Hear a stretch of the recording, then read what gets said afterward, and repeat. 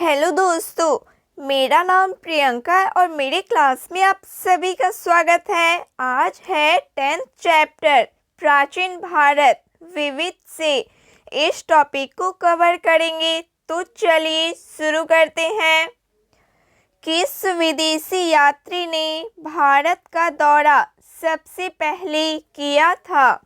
किस विदेशी यात्री ने भारत का दौरा सबसे पहले किया था? मेगास्थनीज ने।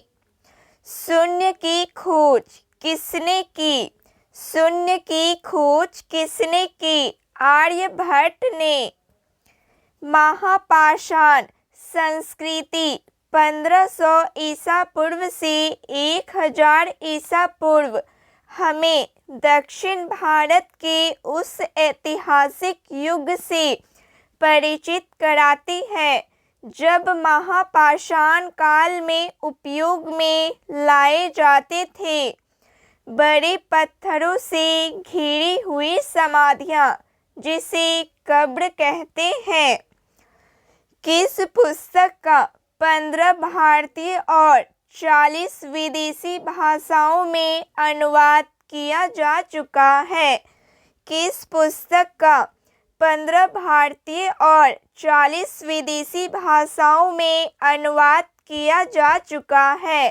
पंचतंत्र। न्यूमिस्मैटिक्स क्या है? न्यूमिस्मैटिक्स क्या है? सिक्कों व धातुओं का अध्ययन है। हितोपदेश के लेखक हैं। हितोपदेश के लेखक हैं नारायण पंडित। नाट्यशास्त्र की रचना किसने की? भरत मुनि ने। इतिहास के पिता, द फादर ऑफ हिस्ट्री। इतिहास के पिता की पदवी सही अर्थों में किससे संबंधित है? हेरोडोटस से संबंधित है। प्राचीन नगर तक्षशिला किसके बीच स्थित है?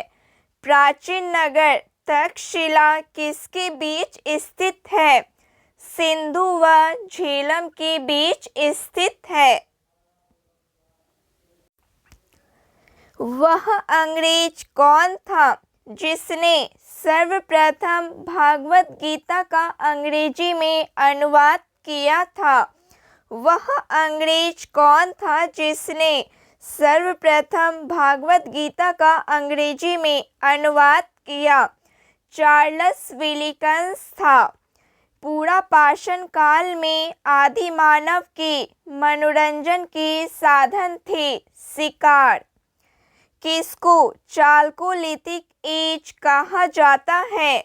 किसको चालकोलिथिक एज कहा जाता है? ताम्रपाषाण युग को। स्वप्नवास दत्ता के लेखक हैं। स्वप्नवास दत्ता के लेखक हैं भाष्य। नालंदा विश्वविद्यालय किस लिए विश्व प्रसिद्ध था? तर्कशास्त्र के लिए।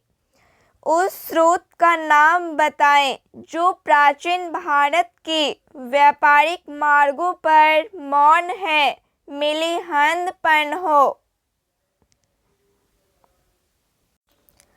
आधुनिक मानव के हाल का पूर्वज है। आधुनिक मानव के हाल का पूर्वज है क्रो-मैग्नन मनुष्य।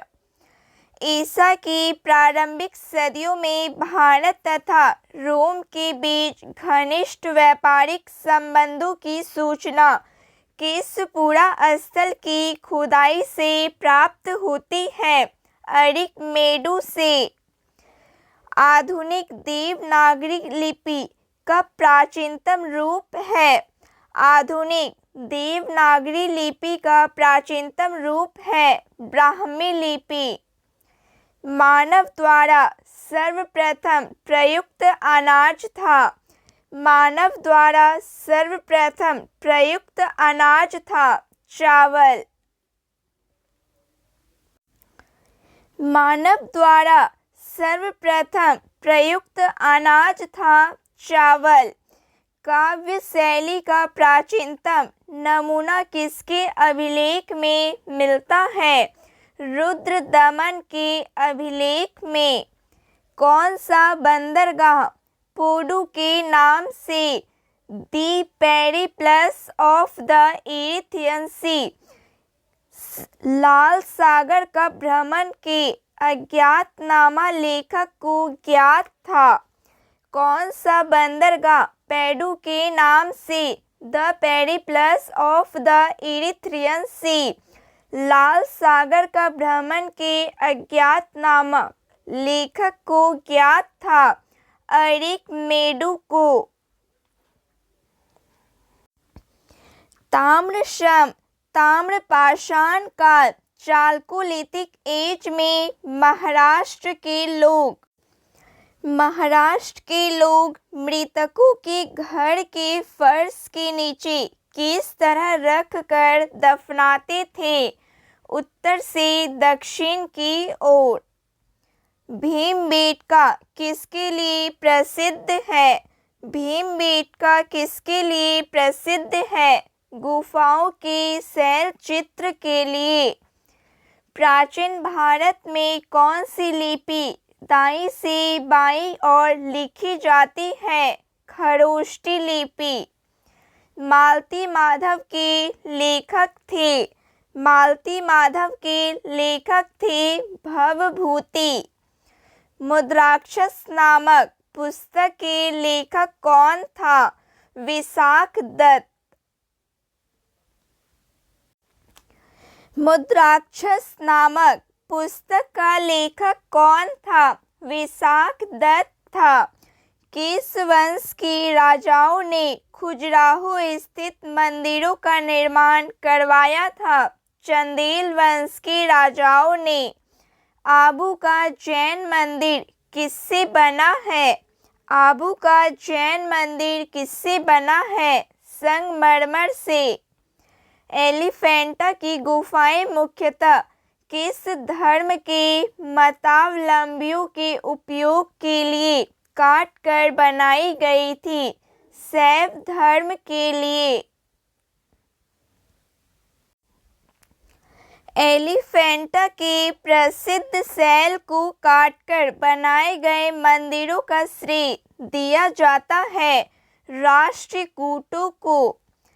अजंता और एलोरा की गुफाएं किस नगर में स्थित है?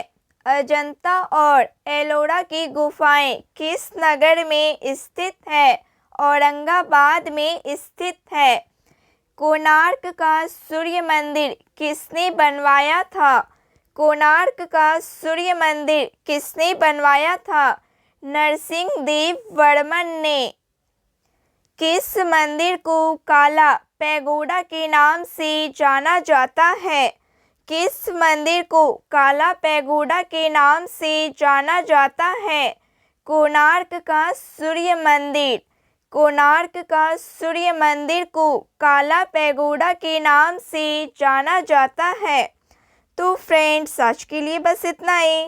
जय हिंद। Thank you.